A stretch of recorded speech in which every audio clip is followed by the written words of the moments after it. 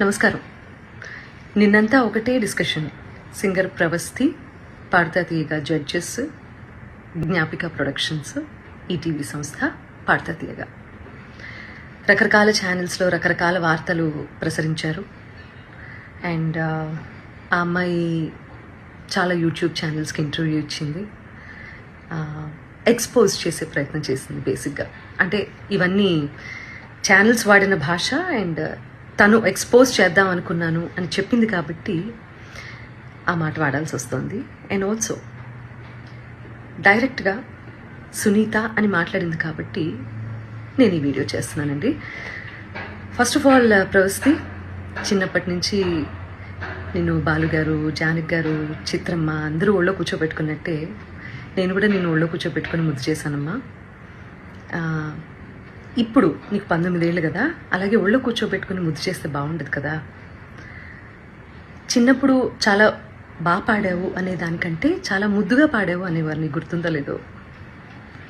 ముద్దుగా ఉండేదానివి, ముద్దుగా పాడేదానివి, చాలా బాగా పాడేదానివి. చిన్నప్పుడు పాడినట్టు 19 ఏళ్ళకు కూడా కన్సిస్టెన్సీ మెయింటైన్ చేస్తుంటే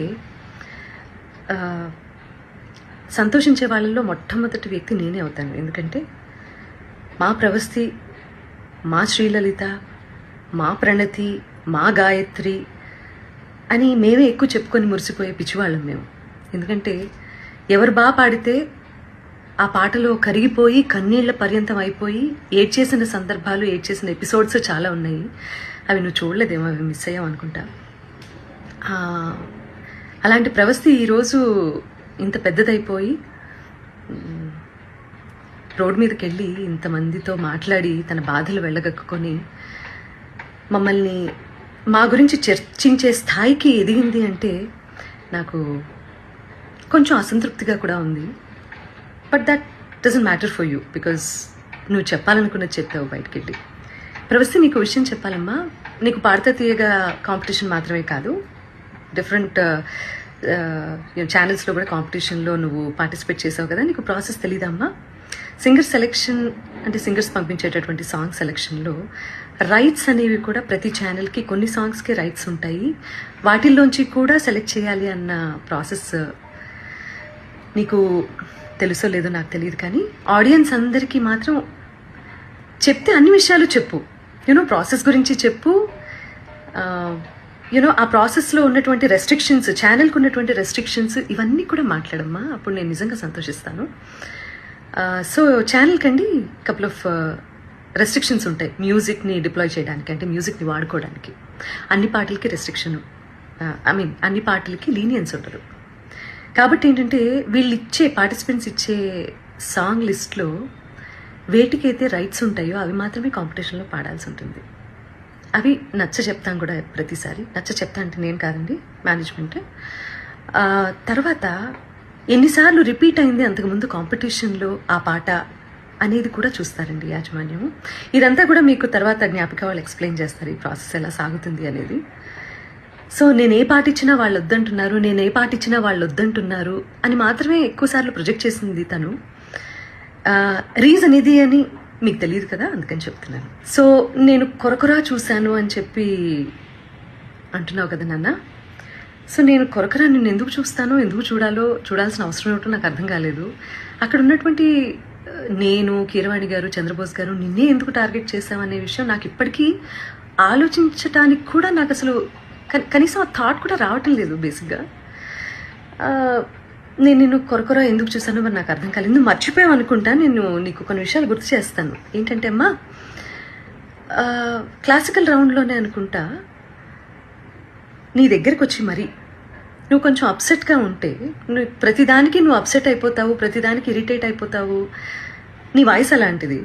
కొంతమంది ఇమోషన్స్ కంట్రోల్ చేసుకోగలుగుతారు, కొంతమంది కంట్రోల్ చేసుకోలేరు. నేను అమ్మ స్థానంలో ఉన్నాను కాబట్టి నేను అర్థం చేసుకోగలుగుతాను. నీ దగ్గరకు వచ్చి మరి మిగతా పార్టిసిపెంట్స్ సాక్ష్యంగా ఉన్నారు తల్లి. ఈ రోజుల్లో ఏంటంటే నువ్వు నా మీద ఇన్ని లిగేషన్స్ వేసావు, ప్రూవ్ చేసుకోవాల్సిన అవసరం కూడా నాకు ఉంది కదా, unfortunately are fortunately, what ever it may be. So వాళ్ళందరి మధ్యలో నీకే చెప్పాను వచ్చి, ప్రవస్తి క్లిక్ నడుస్తున్నప్పుడు నువ్వు దాన్ని బేస్ చేసుకొని పాడుతున్నావు. మృదంగం అటు ఇటు అయినా కూడా నువ్వు అప్సెట్ అవ్వాల్సిన అవసరం లేదమ్మా. నువ్వు ఎలా పాడావు అనేది నాకు తెలుసు, మా అందరికీ అర్థమైంది. అక్కడ కొంచెం మృదంగం నేనేదో ఇబ్బంది పెట్టినట్లుంది అని నేను నీ దగ్గరకు వచ్చి మాట్లాడాను. అది నువ్వు మర్చిపోయావేమో, కానీ నీ మిగతా పార్టిసిపెంట్స్ అందరూ ఏంటో గుర్తుపెట్టుకున్నారు మరి. అండ్ ఇంకో విషయం, ఈ సిరీస్ సంబంధించి మాట్లాడుకుందాము. నువ్వు గాయత్రి ఫేవరెటిజం, శ్రీలలిత ఇంకోళ్ళు అని రకరకాల పేర్లు తీస్తున్నావు. నాకు అదేంటో అర్థం కావట్లేదు. కానీ వీళ్ళెవ్వరూ మ్యాంగో మ్యూజిక్లో పాడలేదమ్మా, నువ్వు తప్ప. నేను నిన్నే ఎందుకు పిలిచాను వీడియో చేయడానికి? నిహాల్ గారు నీ గురువు గారు అష్టలక్ష్మి స్తోత్రం చేసినప్పుడు నేను వెనకాల కోరస్ బ్యాచ్లో నువ్వు పాడావు, గుర్తుందా నీకు? రికార్డ్ చేసినప్పుడు వీడియో షూట్ చేసే టైంలో నేను ఒక్కదాన్నే షూట్ చేయొచ్చు తల్లి. నువ్వు బాడీ షేమింగ్ అని మాట్లాడుతున్నావు కదా, నేను వేరే ఎవరినో నలుగురిని నా వెనకాల కూర్చోపెట్టుకుని చేయొచ్చమ్మా. నేను పర్టికులర్గా పిలిచాను ఇంటికి. పాపం ఒంటరిగా నువ్వు మీ అమ్మగారు వెళ్తారు, అయ్యో లేదు అలా కాదు అని చెప్పి మా వాళ్ళు ఏదో ఏర్పాట్లు చేసి దగ్గరుండి పంపించారు నీకు. ఇవన్నీ మర్చిపోతే ఎలా తల్లి నువ్వు? తప్పు కదా. కీరవాణి గారు పెళ్లి గురించి, అందులో కచేరీ గురించి మాట్లాడారు అని చెప్పి నువ్వు ఒక రెవల్యూషనరీ స్టేట్మెంట్స్ ఏవో పాస్ చేసావు కదా. పెళ్ళిళ్ళలో నేను కూడా పాడతాను, ఓకే? మొన్న రీసెంట్గా ఈరోజు ఇండియాలోనే టాప్ మోస్ట్ మ్యూజిక్ డైరెక్టర్ అయిన అనిరుద్ధ్ కూడా పెళ్ళిలో పాడారమ్మా. ఆయన ఒపీనియన్ ఆయన చెప్పారు. నేను ఇప్పటి వరకు పెళ్లి కచేరీలు ఎందుకు చేయలేదంటే అని వరల్డ్ మ్యూజిక్ డే సందర్భంగా ఒక గొప్ప సంగీత దర్శకుడు ఆయన పాయింట్ ఆఫ్ వ్యూ ఏంటనేది ఆయన ఎక్స్ప్లెయిన్ చేస్తే, నీలో ఉన్న ఇన్ఫీరియారిటీ కాంప్లెక్స్ మూలంగా అది నిన్నే అంటున్నారు అని అనుకొని అది నువ్వు ఓన్ చేసుకోవటం తప్పు కదా తల్లి. అసలు ఎవరన్నా ఫీల్ అవ్వాలి అంటే ఫస్ట్ నేను ఫీల్ అవ్వాలి ఆ ముక్కకి. ప్రవస్తి, నేను మీ అమ్మగారిని నువ్వు అని సంబోధించినందుకు నీకు బాధేసింది. అది అసలు సంస్కారమా అని మాట్లాడావు కదమ్మా. ఎలిమినేషన్ జరిగిన వెంటనే మీ ఇద్దరు పేర్లు అనౌన్స్ చేసిన తర్వాత ఆవిడ స్టేజ్ దగ్గరకు వచ్చి నీ చేతిలో ఉన్న ట్రోఫీ, అసలు ఇది నీ చేతిలో ఉండాల్సిన ట్రోఫీ కాదు, అది ఇచ్చేసేయి అని చాలా ఎమోషనల్ డ్రామా క్రియేట్ చేసి చరణ్ గారి చేతిలో ఉన్నటువంటి మైక్ లాక్కోవడానికి ప్రయత్నం చేసి, ఆ తర్వాత వెనక్కి వస్తూ నేను అక్కడ కూర్చున్నప్పుడు నీ మూలంగానే నువ్వే మోసగత్తెవి ఇలా నా మొహం మీద ఇలా పెట్టి మాట్లాడినప్పుడు అది కరెక్ట్ అనిపించిందమ్మా నీకు? నేను ఇలా నమస్కారం పెట్టి ప్లీజ్ అన్నాను, అంతే కదమ్మా? సో అదంతా చాలా కెమెరాస్లో రికార్డ్ అయింది.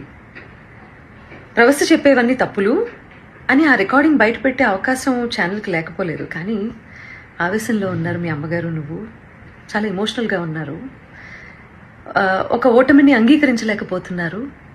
కాబట్టి తర్వాత తిరిగి కూర్చొని మాట్లాడదాము అని చెప్పి నువ్వు మీ అమ్మగారు విసురుగా బయటికి వెళ్ళిపోయారు. చాలా ఎమోషనల్గా ఉన్నారు, చాలా ఆవేశంలో ఉన్నారు.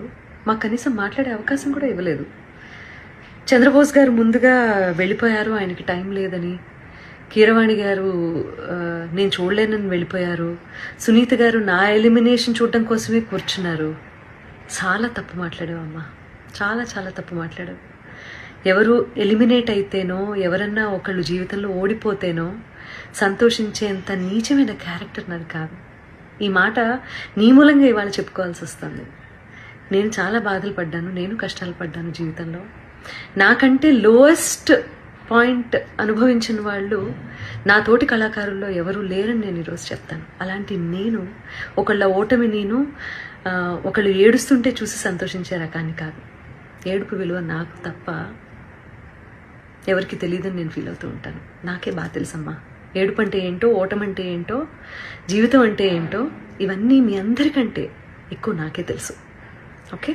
నేను టెక్నీషియన్స్ని చాలా అవమానిస్తాను, చాలా అగౌరవపరుస్తాను అని చెప్పి ఫస్ట్ టైం నేను అలిగేషన్ అన్న మాట వాడుతున్నానమ్మా.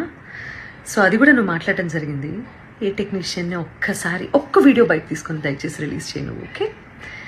నేను మనకి స్నాక్స్ ఇస్తారు చూడు, ఆయన్ని కూడా మీరు అనే అంటానమ్మా. అండ్ ఆవేళ నువ్వు ఎలిమినేట్ అవుతావో ఇంకెవరు ఎలిమినేట్ అవుతారో అసలు ఎలిమినేషన్ గురించి కాకుండా షెడ్యూల్ అయిపోతుంది కదా అని చెప్పి అందరికీ సెట్లో ఉన్న వాళ్ళందరికీ భోజనాలు పెట్టించటము, లేకపోతే ఒకరోజు నేను, ఇంకొక రోజు కీరవాణి గారు, ఇంకో రోజు అనిలో, ఇలా చేయటం అనేది అది ఒక టీంలో ఉన్నప్పుడు ఇవన్నీ జరుగుతూ ఉంటాయమ్మా. నువ్వు కూడా నేను పెట్టిన పేస్ట్రీ తిన్నావు, మరి బయటికి వెళ్ళి అదేంటో నేను ఎలిమినేట్ అయిపోయినందుకే సునీత గారు పార్టీ ఇచ్చారు అందరికీ అని మాట్లాడుతున్నావు. I seriously don't understand this. నువ్వు ఒకదాన్ని ఇంకో దానికే ఆపాదించి ఫ్యాబ్రికేట్ చేస్తున్నటువంటి తీరు చూస్తే మాత్రం నాకు చాలా అంటే చాలా ఆశ్చర్యంగా ఉంది. అండ్ ఇది మంచి పద్ధతి కాదు. ఇంకో ఆశ్చర్యకరమైన విషయం ఏంటంటే, ప్రవస్తి మీ అమ్మగారమ్మ, సునీతకి పిల్లలున్నారు, కీరవాణి గారికి పిల్లలున్నారు, అనిల్ ప్రవీణ వాళ్ళకి పిల్లలున్నారు, నాశనం అయిపోతారు అన్న శాపనార్థాలు కూడా పడాల్సిన పరిస్థితి వచ్చింది మాకు. ఫైనల్గా కాంపిటీషన్ అన్నప్పుడు ఓటమి ఉంటుంది, గెలుపు ఉంటుంది.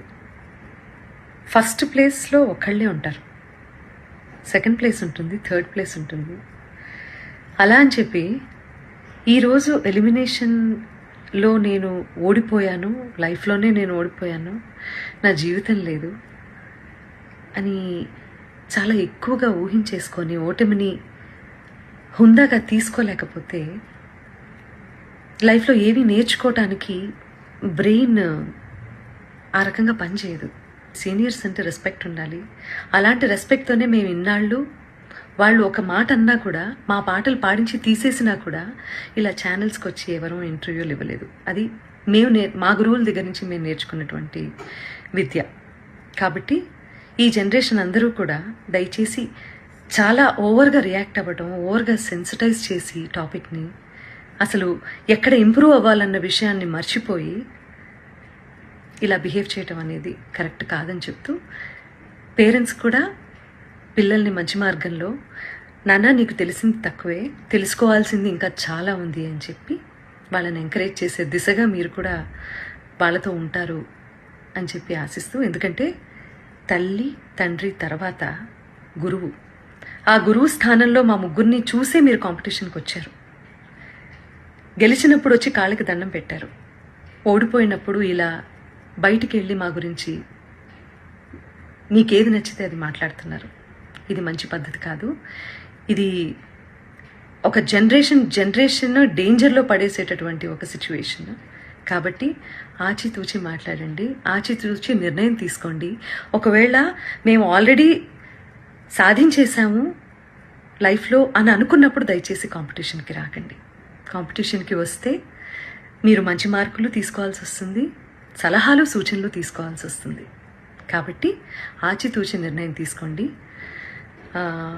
ఈ కాంపిటీషన్ ద్వారా చాలామంది ఇది ప్రొఫెషన్ చేసుకొని చాలా ఫ్లరిష్ అవుతున్న వాళ్ళు చాలామంది ఉన్నారు. కాబట్టి నేను వాళ్ళు ఎందుకు బయటకు వచ్చి మాట్లాడటం లేదో, అఫ్కోర్స్ ఈరోజు సోషల్ మీడియాలో కింద కామెంట్సే కదా ఇంపార్టెంట్, వాటికి భయపడుతున్నారేమో నాకు తెలీదు. బట్ వాళ్ళందరూ కూడా వచ్చి మాట్లాడితే బాగుంటుంది. మంచి చేసింది కదా కాంపిటీషన్, మీకు మాట్లాడిన దాని గురించి కూడా. ప్రవస్తి, ఇప్పటికి కూడా నేను నీకు చెప్పేది ఒకటే, మేమందరూ నీ మంచినే కోరుకుంటాము. చిన్నప్పటి నుంచి ముద్దు చేసామన్నావు కదా, అలాగే ఇప్పుడు కూడా అదే తల్లి హృదయంతో నీకు చెప్తున్నాను నేను. నువ్వు ఆవేశంలో ఉన్నావు, కొంచెం కూల్గా ఆలోచించి జీవితంలో సరైన నిర్ణయాలు తీసుకొని మంచి గురువు దగ్గర సాధన చేసి మంచి పాటలు పాడి సంగీత ప్రపంచంలో నీకంటూ ఒక మార్క్ క్రియేట్ చేసుకుంటామని నేను కోరుకుంటున్నాను. ఎందుకంటే దేన్నైనా ఎవరైనా ఆపేంత కెపాసిటీ ఇక్కడ లేదమ్మా. ఎవరి టాలెంట్ని తొక్కేయలేరు, ఆపేయలేరు. అర్థమైందా? దానికి బెస్ట్ ఎగ్జాంపుల్స్ చాలామంది జీవిత చరిత్రలు ఉన్నాయి. వీలైతే నీకు టైం ఉంటే అవన్నీ ఒకసారి చదువు తీరిగ్గా, నీకే అర్థమవుతుంది. Okay, I wish you all the best and please take care.